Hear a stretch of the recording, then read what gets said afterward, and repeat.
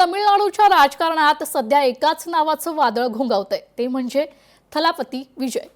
2024 मध्ये अभिनयातून निवृत्ती घेऊन जेव्हा विजय थलापतींनी राजकारणात पाऊल ठेवलं तेव्हा अनेकांनी याला केवळ एक सिनेमॅटिक स्टंट मानला होता। मात्र 2026च्या निवडणूक रणधुमाळीत विजय यांनी जे करून दाखवलंय त्यामुळे दिल्लीपासून चेन्नईपर्यंत सर्वांच्या भुवया उंचवल्यात।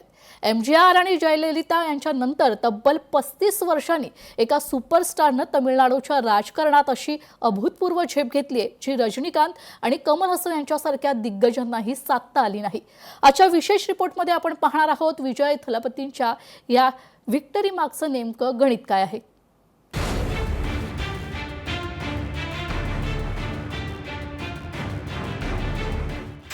थलापती विजय यांचा ऐतिहासिक उदय, तमिळ राजकारणात नवी क्रांती, प्रस्थापितांना विक्टरीचा मोठा धक्का।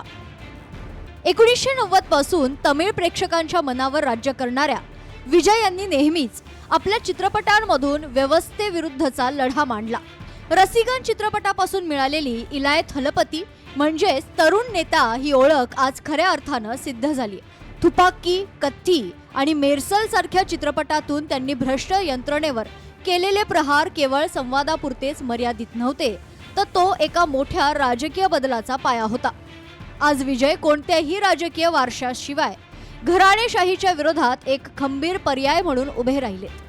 तसं पाहायला गेलं तर विजय थलापतींच्या विजयामागे काही मुख्य कारणं आहेत आणि त्यांनी दिलेल्या आश्वासनांचाही मोठा फायदा त्यांना या निवडणुकीत झालाय।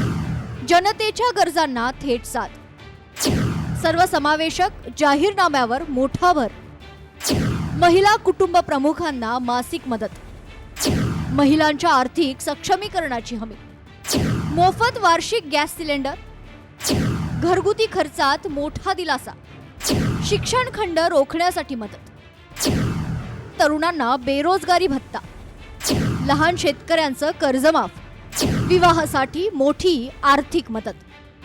तमिळ चित्रपट सृष्टीतील रजनीकांत आणि कमल हसन हे सुपरस्टार द्रविडोत्तर राजकारणात प्रभाव पाडण्यात अपयशी ठरले।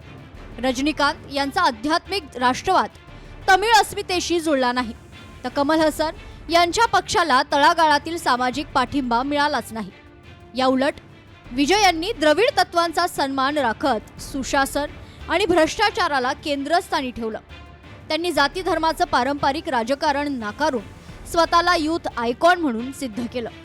चित्रपट सृष्टीतील स्टारडम आणि राजकीय परिपक्वता यांचा अचूक मेळ घातल्यामुळे विजय आज केवळ एक अभिनेते उरले नसून तामिळनाडूच्या राजकीय भविष्याचा सर्वात मोठा आणि खंबीर चेहरा म्हणून उदयास आले।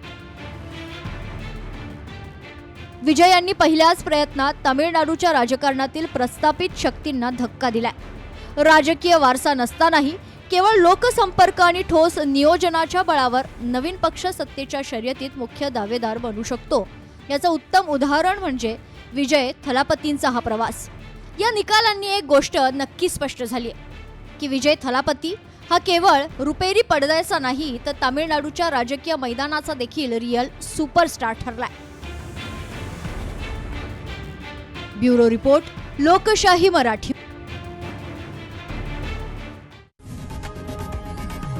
लोकशाही मराठी ऐका, पहा, जागरूक रहा।